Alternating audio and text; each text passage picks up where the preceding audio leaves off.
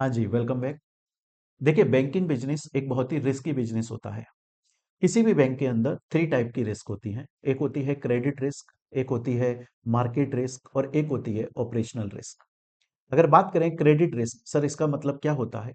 तो credit risk का मतलब होता है कि बैंक के पास में जो पैसा डिपॉजिट होता है, बैंक उसे पब्लिक को लोन की तरह देता है और उस पर इंटरेस्ट कमाता है, ब्याज कमाता है। यही बैंक की कमाई होती है।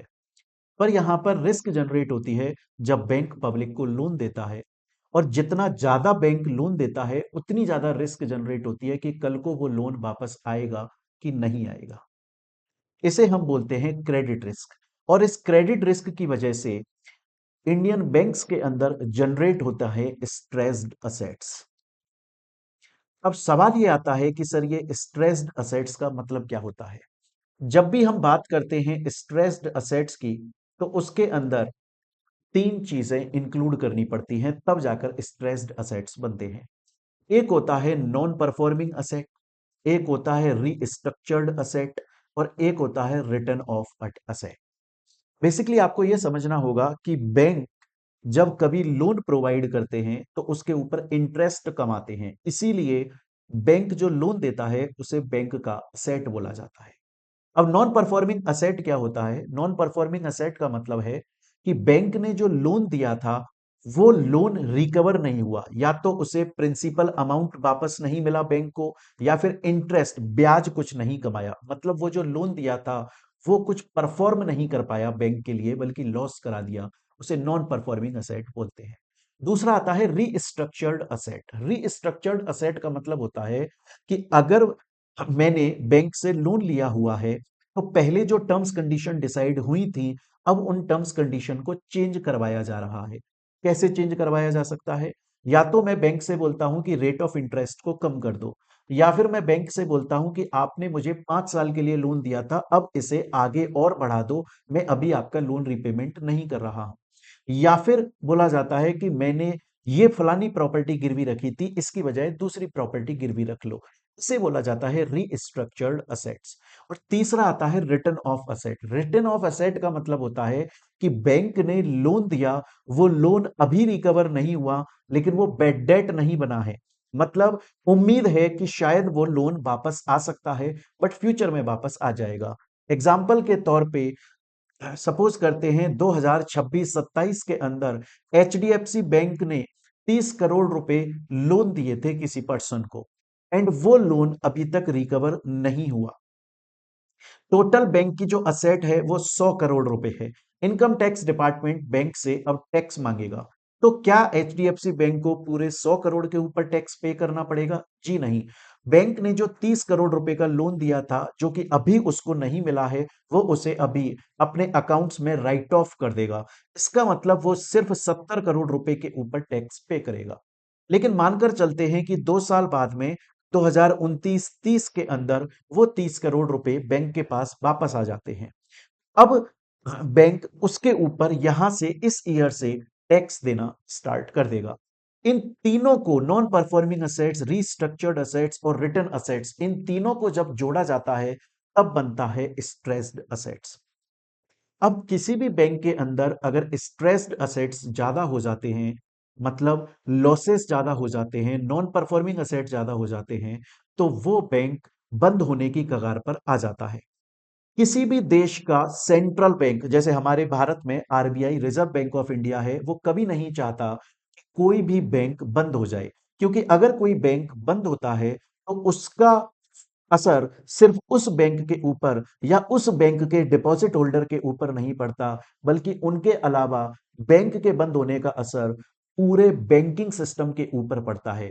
जो पब्लिक है उसके अंदर एक डिस्ट्रस्ट, उनके अंदर ट्रस्ट खत्म होने लगता है, और उन्हें लगता है आज अगर ये बैंक बंद हो गया, कल को दूसरा बैंक भी बंद हो सकता है। मैं क्यों अपने पैसे को बैंक के अंदर जमा कराऊं? इससे अच्छा क्यों ना मैं इस पैसे को अपने पास में ही जमा करके रख लूं। लॉस तो नहीं होगा कम से कम। जब भी कभी ऐसा होता है कि कोई बैंक लॉस में जा रहा होता है, तो पिक्चर में आता है RBI, reserve bank of India. और रिजर्व बैंक ऑफ इंडिया उस बैंक को बचाने के लिए दो में से कोई एक स्टेप लेता है। या तो रिजर्व बैंक ऑफ इंडिया कोशिश करता है कि उस लॉस मेकिंग बैंक को किसी प्रॉफिटेबल बैंक के साथ में मर्ज कर दिया जाए। हिस्ट्री हमें बताती है कि आरबीआई ने ऐसा पहले भी किया हुआ है। जैसे एग्जाम्पल के तौर पर बात करें तो 1993 के अंदर एक बैंक हुआ करता था new bank of India, and आपकी जानकारी के लिए बता दूं ये public sector undertaking government bank था, जिसको पंजाब नेशनल बैंक के अंदर मर्ज कर दिया गया। 2004 के अंदर बैंक था global trust of India, and इसको ओरिएंटल बैंक ऑफ कॉमर्स के अंदर मर्ज कर दिया गया। तो जब भी कोई बैंक लॉस में जाता है, आरबीआई या तो उस लॉस मेकिंग बैंक को प्रॉफिटेबल बैंक के साथ मर्ज करता है, या फिर दूसरा ऑप्शन आता है कि उस बैंक को रिवाइव किया जाए, दोबारा से प्रॉफिटेबल कंपनी बनाया जाए। ऐसा हुआ था यस बैंक के साथ में। देखिए, यस बैंक ने एक बहुत बड़ी नेग्लिजेंस करी थी।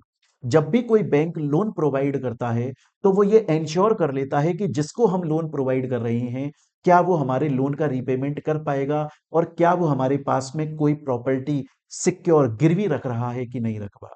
लेकिन यस बैंक ने ज्यादा से ज्यादा लोन प्रोवाइड कर दिए और नेग्लिजेंस रखी। उन्होंने देखा नहीं कि उन बॉडी कॉर्पोरेट्स को भी लोन दिया जा रहा है जिनकी स्थिति नहीं है रीपेमेंट करने की, और यस बैंक बंद होने की कगार पर आ गया। लेकिन आरबीआई वहां पर यस बैंक को रिवाइव करने के लिए स्कीम लेकर आया, रिवाइवल स्कीम। उस रिवाइवल स्कीम के अंदर आरबीआई ने स्टेट बैंक ऑफ इंडिया, जो कि एक सरकारी बैंक है, उसके थ्रू यस बैंक के 49% शेयर्स परचेज कराए। That means state bank of India की यस बैंक के अंदर 49% होल्डिंग हो गई, तो स्टेट बैंक ने पैसा दिया यस बैंक को। उसके अलावा स्टेट आरबीआई ने HDFC bank and ICI bank दोनों को बोला कि आप भी यस बैंक के शेयर्स को परचेज करो, और हजार हजार करोड़ रुपए इन्वेस्ट कराए गए।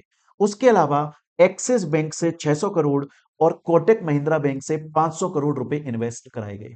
लेकिन इतना इन्वेस्टमेंट आ गया यस बैंक के पास में, तब भी यस बैंक के नॉन परफॉर्मिंग असेट्स कंप्लीट नहीं हुए, क्योंकि टोटल जो था वो 15,000 से 20,000 करोड़ रुपए के नॉन परफॉर्मिंग असेट थे।